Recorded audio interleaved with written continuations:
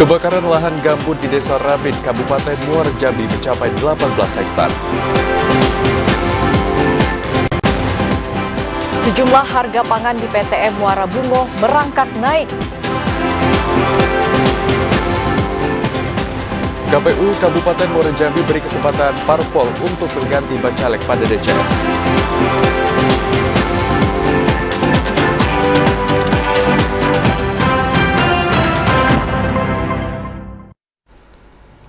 Assalamualaikum warahmatullahi wabarakatuh. Terima kasih Anda masih menyaksikan Jambi hari ini untuk edisi Minggu 3 September 2023. Ya, selain 3 topik utama tadi, tim redaksi kami juga telah menyiapkan sejumlah informasi penting dan menarik lainnya untuk Anda. Bersama saya, Septinita. Dan saya Hazir Akbar, inilah Jambi hari ini selengkapnya.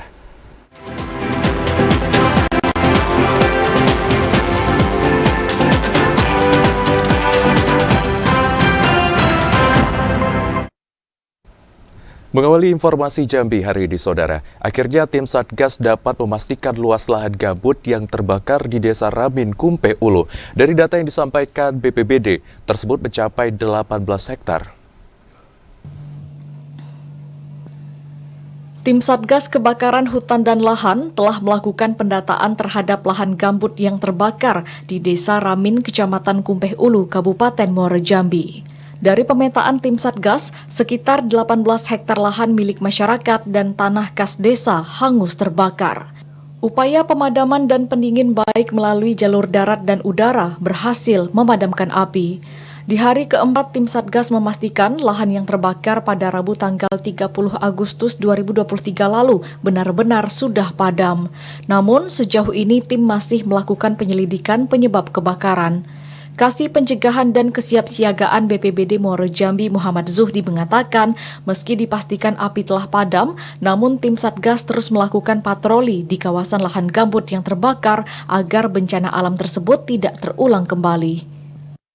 Kerahkan semua pasukan, baik dari BPBD, TNI, Polri, Manggala-Akti, MPA, masyarakat, kemudian perusahaan, dan desa, semua kita kerahkan untuk membantu memadamkan kebakaran yang hari ini merupakan hari keempat dan asap masih mengepul. Mudah-mudahan dapat kita kendalikan. Mudah-mudahan ini cepat padam dan kita bisa tinggal pemantauan. Berdasarkan catatan Badan Penanggulangan Bencana Daerah Kabupaten Muara Jambi, sepanjang tahun 2023 ini ada sekitar 35 hektar lahan, baik mineral maupun gambut yang sudah terbakar. Kebakaran terluas terjadi di Desa Ramin, Kecamatan Kumpe Ulu. Azam Afnan, TVRI Jambi melaporkan. Saudara, di tengah situasi maraknya kebakaran hutan dan lahan di Kabupaten Batanghari, tim Satgas Penanganan Karhutla saat ini dihadapkan dengan persoalan, salah satunya kesulitan mendapatkan sumber air akibat terjadi pendangkalan sungai. Karhutla di Kabupaten Batanghari yang kini hampir merata terjadi di seluruh wilayah kecamatan menjadi perhatian serius pemerintah, terutama tim Satgas Karhutla. Tapi setiap melakukan upaya penanganan Karhutla, petugas seringkali dihadapi dengan sulitnya mendapatkan sumber air akibat pendangkalan sungai yang disebabkan musim kemarau.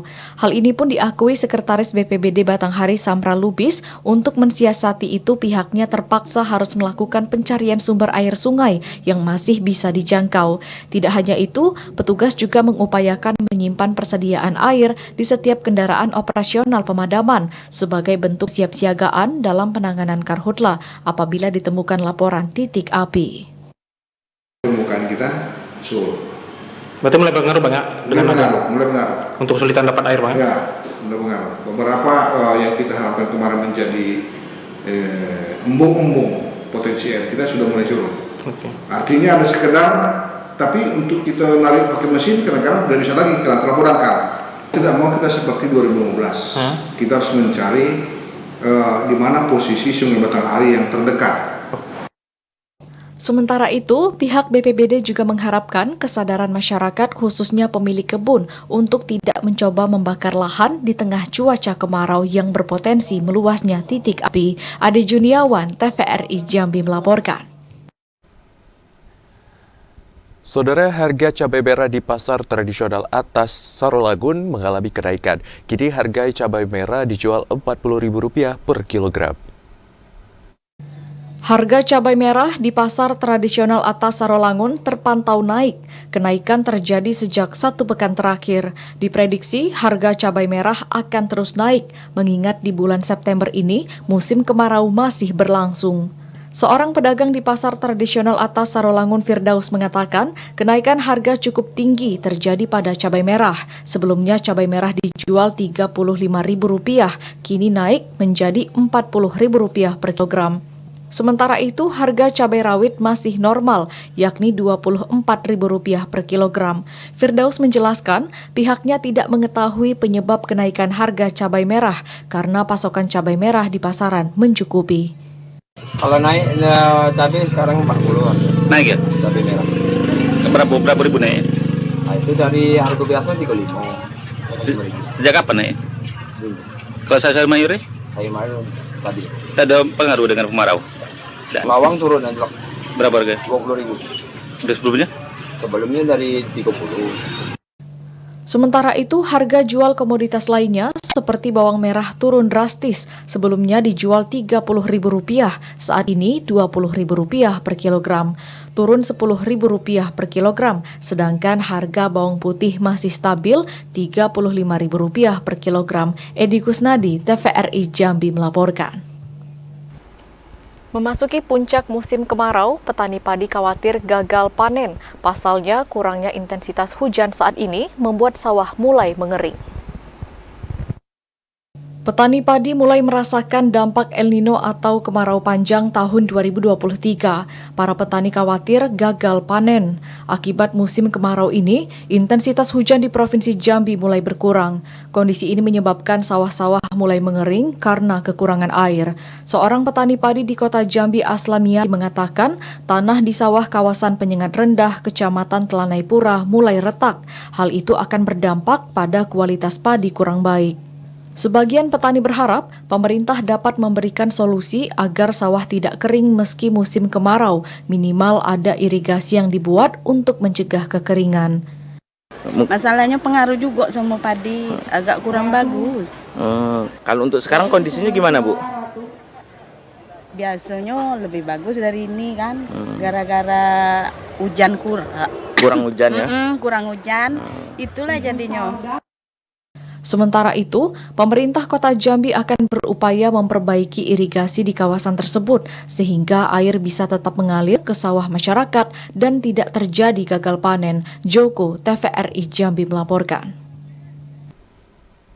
Saudara, harga beras di pasar tradisional modern PTM Bugo mengalami kenaikan. Kenaikan harga beras itu disebabkan oleh El Nino yang terjadi sejak 2 bulan terakhir. Sejumlah harga pangan di PTM Muara Bungo merangkak naik, salah satunya beras. Sebelumnya harga beras kualitas medium hanya Rp13.500 per kilogram, naik mencapai Rp14.000 per kilogram.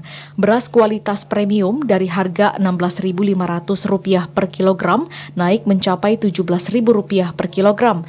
Kenaikan harga beras yang terjadi sejak 1 pekan lalu ini dipengaruhi fenomena El Nino. El Nino yang terjadi sejak 2 bulan terakhir menyebabkan keringnya lahan pertanian sehingga petani gagal panen.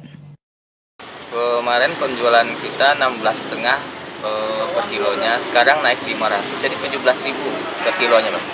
Jadi naik 5.000 per kilo ya? Kalau kiloannya kita naik 500, kalau yang kemasan 10 kilonya emang naiknya dari 165 jadi 170 sekarang.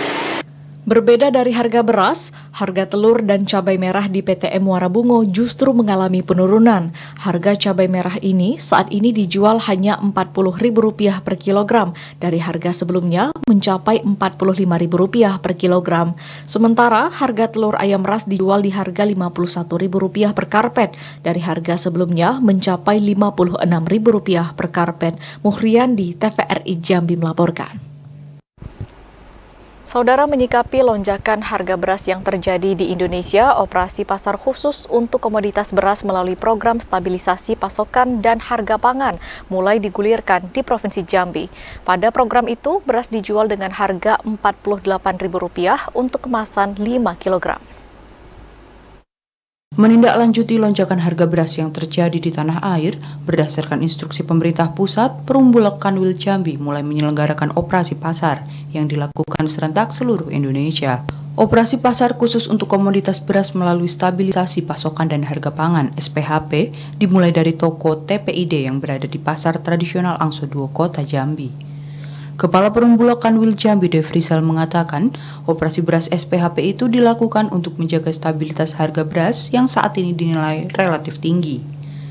Melalui operasi pasar yang menggunakan cadangan beras pemerintah CBP, beras SPHP diupayakan terdistribusi dengan baik kepada masyarakat. Agar stabilitas harga beras di daerah semakin baik, Perumbulok secara masif akan mendistribusikan beras SPHP ke 140 toko pengecer yang tersebar di seluruh pasar tradisional kabupaten kota. Setiap toko pengecer akan mendapatkan pasokan beras SPHP dari Bulog 1,5 hingga 2 ton selama program ini masih berjalan. Data ini sesuai yang kami terima dari Bappenas, ya. Jadi sebanyak 140 pengecer itu akan kami lakukan operasi pasar melalui beras SPHP. Program beras SPHP yang digulirkan Perumbulok dijual dengan harga Rp48.000 untuk kemasan 5 kg. Program itu diharapkan dapat menjadi solusi untuk menyetabilkan harga komoditas beras di pasaran. Redi Arta, TVRI Jambi melaporkan. Usai jeda kami akan kembali dengan sejumlah informasi penting dan menarik lainnya. Di antaranya KPU Tanjung Jabung Timur terus lakukan layanan pindah pilih bagi masyarakat.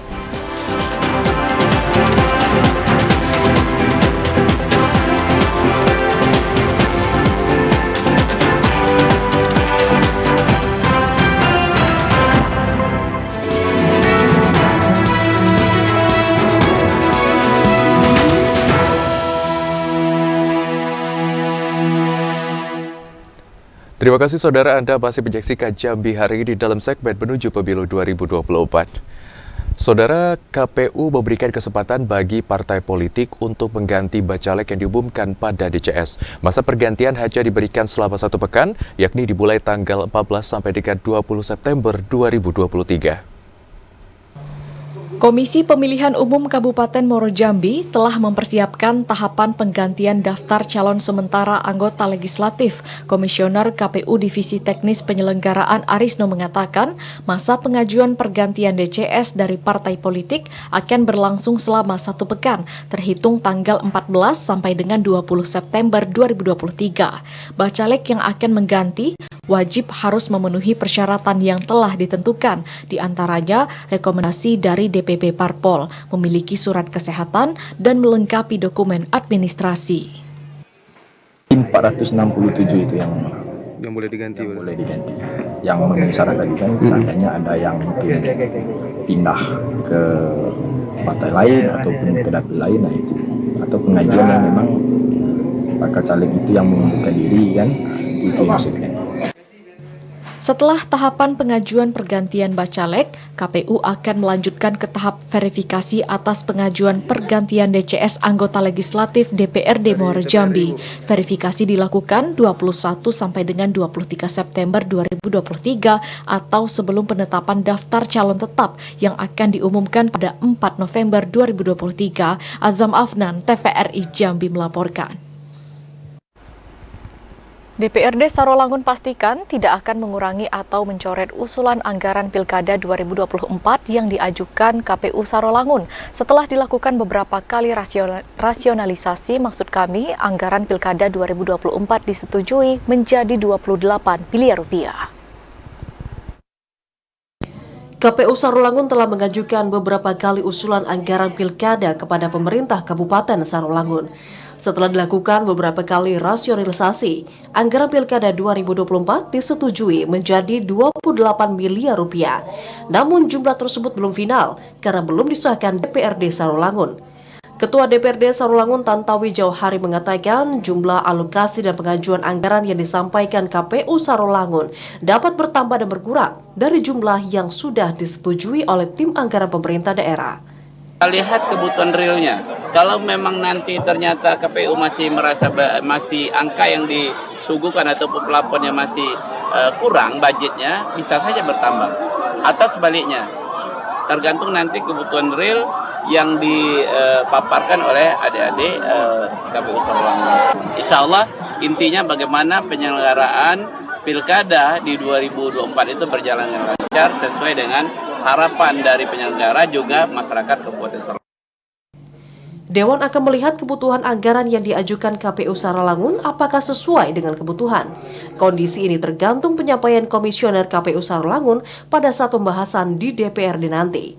Edi Kusnadi, TVRI Jambi melaporkan. Saudara, KPU terus lakukan sosialisasi layanan pindah pilih bagi masyarakat. Hal ini diharapkan dapat mampu mendongkrak partisipasi pengguna hak pilih. Meminimalisir jumlah ketidakhadiran pemilih saat pemilu 2024, KPU Kabupaten Tanjung Jabung Timur terus mengoptimalkan layanan pindah memilih. Masyarakat tetap bisa menggunakan hak pilihnya meskipun tidak di tempat pilih atau sesuai domisilinya.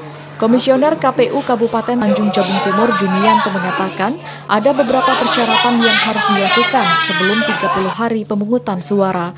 Fasilitas pindah memilih bisa dilakukan semua masyarakat yang mempunyai hak pilih. Syaratnya adalah data dan identitas pemilih harus sudah terdaftar dalam DPT.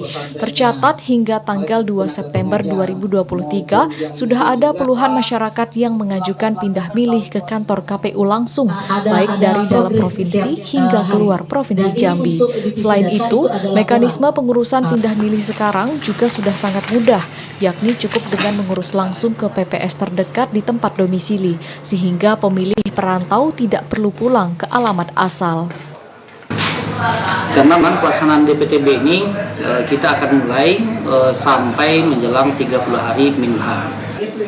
Dengan memaksimalkan layanan pindah milih dapat mendongkrak partisipasi penggunaan hak pilih. Terlebih masih banyak perantau yang belum tahu sosialisasi pindah milih tersebut. Selanjutnya, KPU bersama Dinas Dukcapil terus bersinergi menyerap pemilih yang belum memiliki KTP elektronik menjelang pemilu 2024.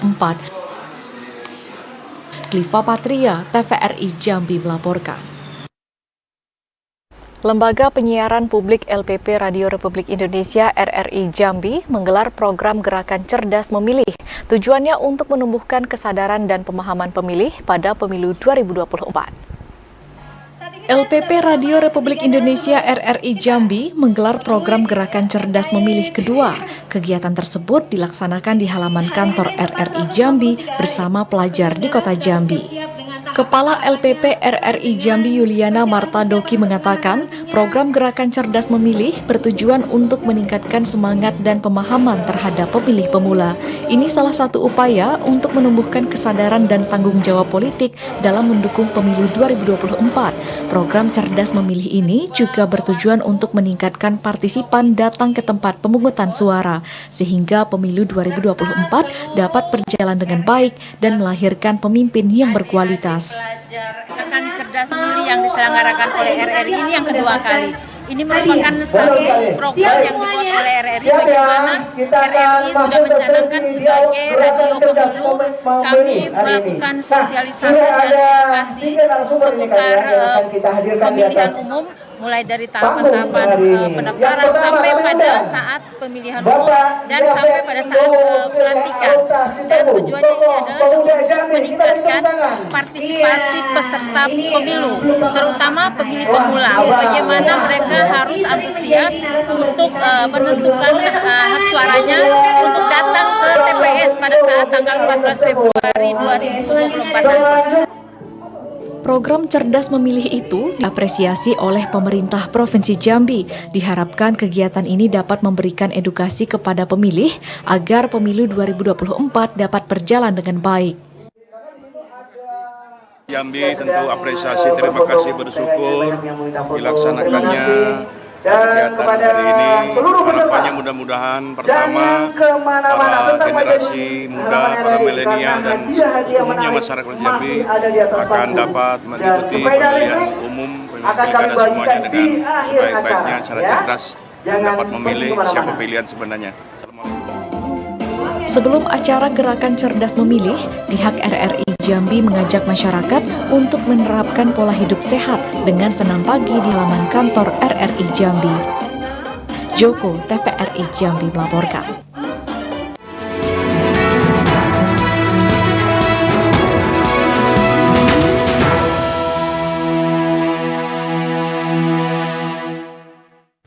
Kesorotan lainnya, Saudara, aktivitas angkutan batubara kembali dihentikan sejak tanggal 2 sampai dengan 6 September 2023. Gubernur Jambi Al-Haris mendukung penuh kebijakan tersebut dalam upaya memberikan kenyamanan berkendara bagi masyarakat. Kepolisian daerah Jambi kembali mengeluarkan keputusan penghentian aktivitas angkutan batubara di jalan nasional. Penghentian ini mulai berlaku sejak tanggal 2 sampai dengan 6 September 2023 dengan opsi perpanjangan. Menyikapi hal tersebut, Gubernur Jambi Al-Haris menyatakan pemerintah Provinsi Jambi sepenuhnya memberikan dukungan. Gubernur mengatakan penghentian sementara aktivitas batubara merupakan wewenang pihak kepolisian dalam upaya mengoptimalkan arus lalu lintas. Jika arus angkutan batubara dinilai sudah menimbulkan kemacetan, pihak berwenang bisa mengeluarkan keputusan penghentian sementara untuk mengurai kemacetan. Gubernur menekankan Pemprov Jambi menyerahkan sepenuhnya pengaturan lalu lintas angkutan batubara kepada pihak terkait yang lebih memahami situasi dan kondisi di lapangan. Kebijakan penghentian ini tentunya dalam upaya untuk memberikan jaminan kenyamanan berlalu lintas bagi masyarakat. Gini, saya prinsipnya menyerahkan dengan Dirlantas dan Disub pokoknya. Kalau terjadi kemacetan di lapangan, saya persilakan mereka untuk mengambil langkah-langkah. Yang penting jangan sampai masyarakat terganggu. Ya, itu yang penting.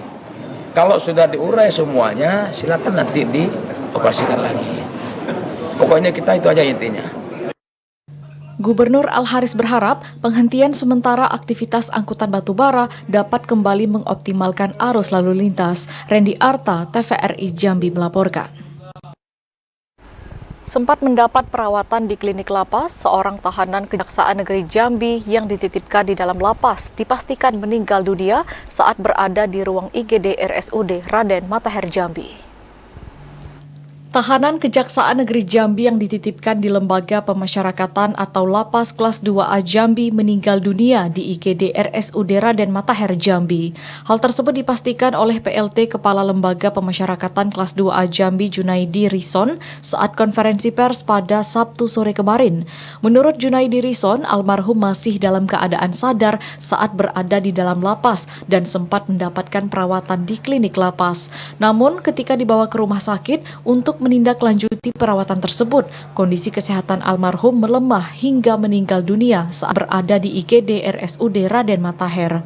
Jadi kalau mereka ini dari Polsek Pasar itu 4 orang gitu. Yang 3-nya ini satu kasus, yang satunya itu beda kasus. Nah, yang beda kasus inilah yang berselisih dengan salah satu dari yang 3 tadi. Nah, itu ya. Nah, bagaimana di dalamnya sehingga terjadi pengeroyokan? Nah, ini yang kita masih selidiki. Ya.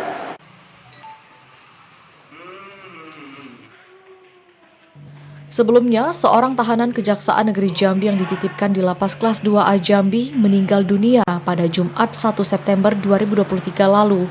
Korban meninggal dunia diduga akibat adanya pemukulan oleh sejumlah warga binaan di dalam lapas. Korban yang diketahui bernama Agus Daniel, warga Pulau Pandan, Kelurahan Legok, Kecamatan Telanepura, Kota Jambi. Ashar, TVRI Jambi melaporkan. Saudara, sejumlah warga binaan di Lapas Kelas 2A Jambi diperiksa pasca pemukulan tahanan titipan jaksa Kejari Jambi. Dari pemeriksaan tersebut, sementara pelaku diduga nekat memukul korban karena sakit hati saat berada di rutan Polsek Pasar Kota Jambi. Tahanan Kejaksaan Negeri Jambi yang dititipkan di Lembaga Pemasyarakatan atau Lapas Kelas 2A Jambi meninggal dunia di IGD RSUD Raden Matahir Jambi. Hal tersebut dipastikan oleh PLT Kepala Lembaga Pemasyarakatan Kelas 2A Jambi Junaidi Rison saat konferensi pers pada Sabtu sore kemarin.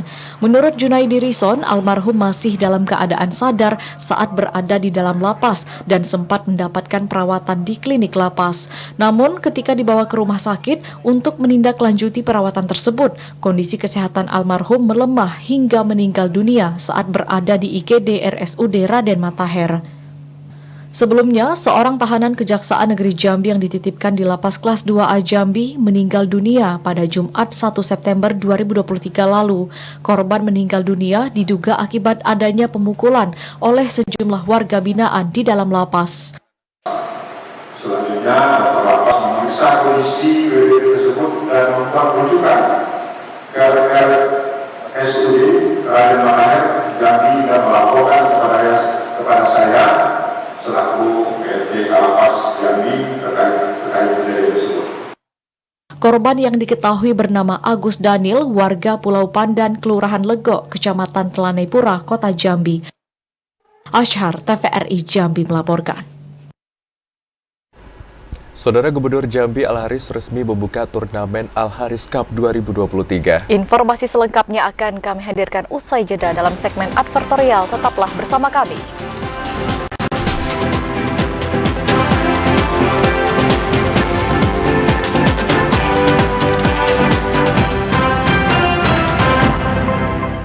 Terima kasih saudara, Anda masih bersama kami di Jambi hari ini dalam segmen advertorial.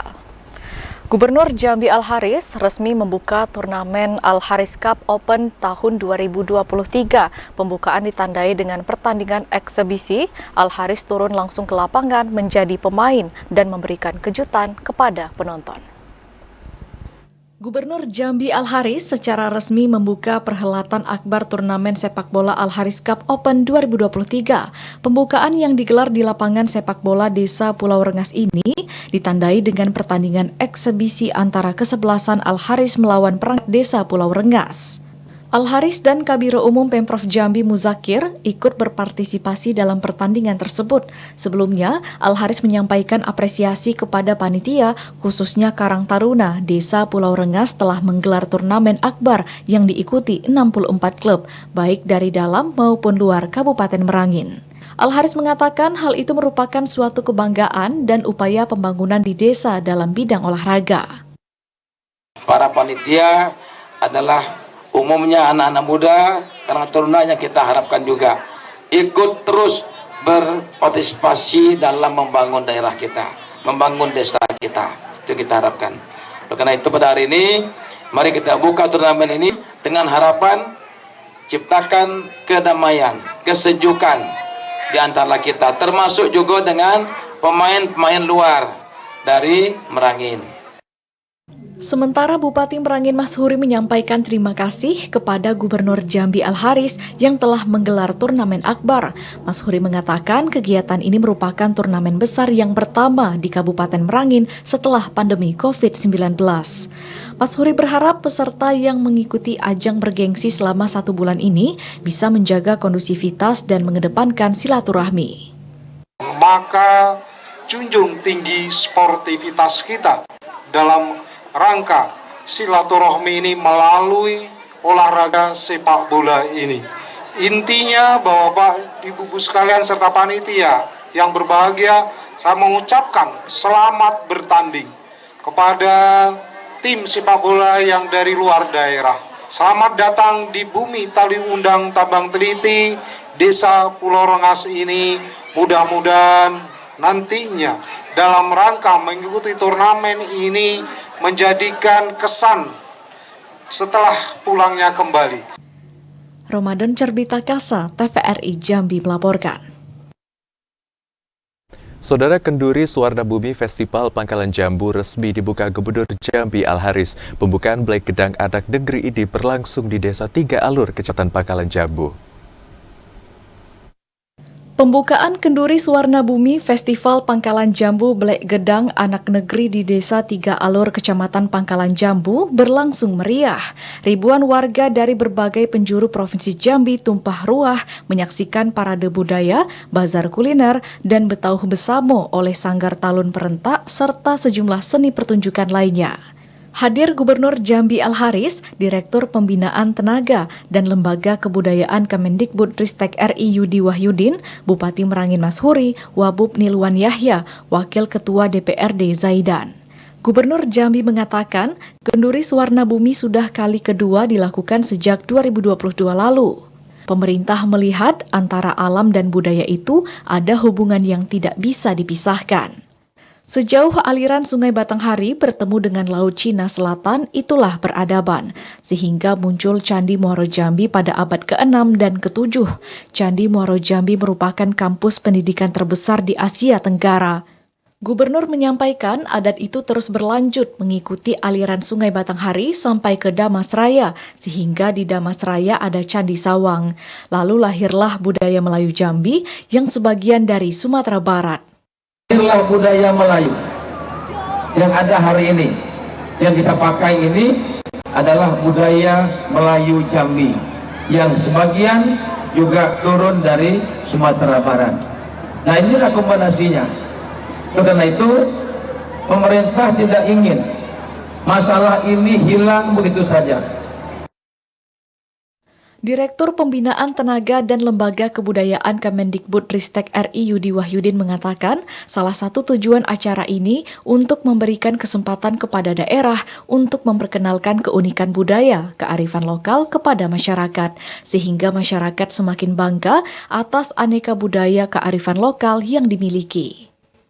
Ketua Panitia Kenduri Suwarnabumi Nilwan Yahya yang juga Wakil Bupati Merangin mengatakan tujuan diselenggarakan Kenduri Suwarnabumi adalah untuk memupuk, memperkokoh, melestarikan budaya daerah warisan nenek moyang yang masih dipegang oleh masyarakat adat Desa 3 Alur Kecamatan Pangkalan Jambu. Diharapkan dengan kegiatan ini nantinya dapat meningkatkan kesadaran masyarakat dalam mencintai sungai dan alam sekitarnya sebagai sumber kehidupan. Menggali potensi dan budaya yang tumbuh dan berkembang di tengah-tengah masyarakat adat Kecamatan Pangkalan Jambu. Memupuk tumbuh kembangnya ekonomi kreatif yang berbasis kearifan lokal. Kegiatan ditutup dengan penampilan tarian massal Betauh oleh anak-anak muda Pangkalan Jambu.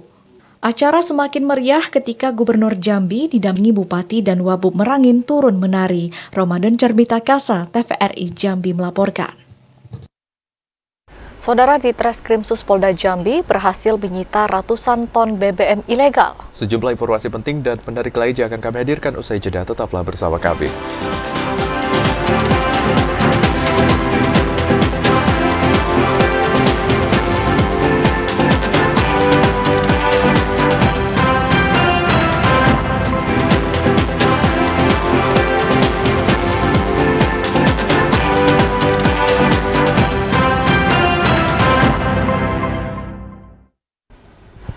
Anda kembali bergabung bersama kami di Jambi hari ini.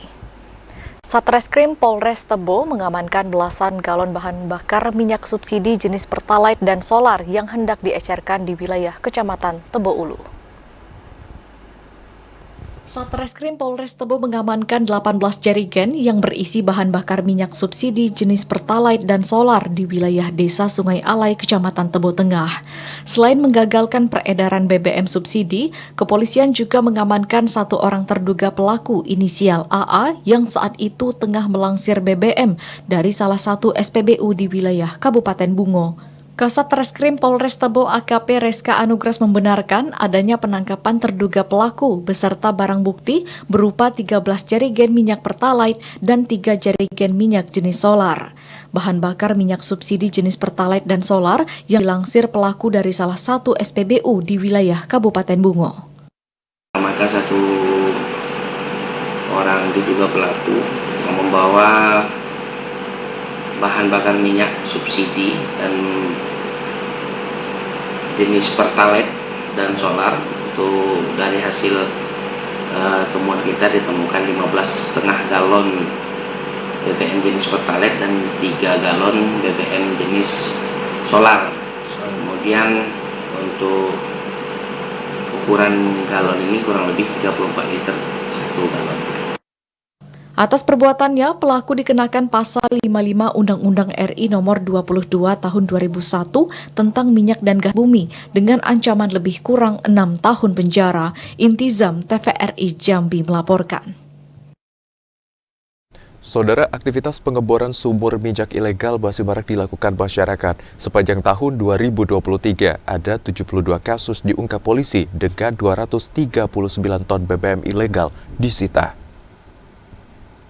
Subdit 4 Tipiter Ditreskrimsus Polda Jambi terus menertibkan aktivitas pengeboran sumur minyak ilegal di Provinsi Jambi. Penertiban tersebut guna mengantisipasi insiden yang menyebabkan kebakaran hutan dan lahan. Ini membuktikan jika aktivitas pengeboran sumur minyak ilegal masih marak. Hal itu berdasarkan jumlah ungkap kasus oleh polisi sepanjang tahun 2023. Ada 72 kasus diungkap dengan 83 orang tersangka. Para tersangka tersebut terdiri dari para pemodal hingga pengedar BBM ilegal. Selain tersangka, polisi juga menyita 239 ton BBM ilegal, 62 unit kendaraan roda 2 hingga truk, dan barang bukti lainnya. Kanit 1 Subdit 4 Tipiter Polda Jambi AKP Lumrian Hayudi Putra menjelaskan, aktivitas pengeboran sumur minyak hingga penjualan BBM olahan terbukti melanggar Undang-Undang Nomor 22 Tahun 2001 tentang migas dengan sanksi penjara hingga 5 tahun. Lumrian menegaskan Polri akan terus memberantas aktivitas ilegal yang mencemari lingkungan tersebut. Apalagi saat ini, imbas aktivitas tersebut tidak hanya mencemari lingkungan, melainkan juga dapat menyebabkan kebakaran hutan dan lahan. Ari Haryono, TVRI Jambi, melaporkan. Festival Mandi Syafar menjadi sebuah agenda sakral yang setiap tahunnya dilaksanakan. Selain menarik minat wisatawan dari luar Provinsi Jambi, agenda ini hanya dilakukan pada hari terakhir bulan Syafar. Festival Mandi Syafar Air Hitam Laut akan kembali dilaksanakan pada tahun 2023 ini. Berdasarkan jadwal, Festival Mandi Syafar Air Hitam Laut akan dilaksanakan pada tanggal 11 hingga 13 September 2023 atau pada hari Rabu terakhir bulan Syafar. Tradisi Mandi Syafar Air Hitam Laut dilaksanakan di Pantai Babu Salam yang berada di Kecamatan Sadu, Kabupaten Tanjung Jabung Timur dan dibuka untuk umum. Kepala Dinas Budparpora Kabupaten Tanjung Jabung Timur, Zeki Zulkarnain mengatakan, prosesi Mandi Syafar Air Hitam Laut tidak berbeda dari tahun-tahun sebelumnya, dimulai dari mencari 1000 daun mangga, menulis aksara di atas daun mangga, dan sampai pada hari pelaksanaannya. Tradisi ini digelar murni dari komunitas yang ada di desa tersebut sejak lama. Sebelum Mandi Syafar, masyarakat Air Hitam Laut melakukan sejumlah kegiatan persiapan, mulai dari munajat doa, pembuatan menara, kataman Al-Quran, hingga menuliskan doa di daun yang diikat di kepala. Masyarakat yang ingin mengikuti Mandi Syafar tidak perlu mandi terlebih dahulu setelah bangun pagi. Budaya Mandi Syafar ini juga kerap menyedot perhatian wisatawan dari luar Provinsi Jambi. Ini rencana tahun ini dilaksanakan pada tanggal 11 sampai 13 September 2023. Dan kegiatan ini murni dari komunitas yang ada di sana. Mandi Syafar tidak berbeda dari tahun-tahun sebelumnya, dari proses mencari daun mangga sampai proses penulisan aksara di atas daun itu sampai hari pelaksanaan. Banyak tradisi dan budaya yang ada di Kabupaten Tanjung Jabung Timur, namun tradisi Mandi Syafar Air Hitam Laut ditetapkan sebagai warisan budaya tak benda atau WBTB pada tahun 2022 karena ciri khas dari budaya desa air hitam laut yang telah ada sejak dahulu. Kliva Patria, TVRI Jambi melaporkan. Saudara, informasi tadi sekaligus menutup perjumpaan kita dalam Jambi hari ini. Terima kasih atas perhatian dan kebersamaan Anda. Saya Hazir Akbar. Dan saya Septinita bersama kerabat kerja yang bertugas undur diri. Wassalamualaikum warahmatullahi wabarakatuh dan sampai jumpa.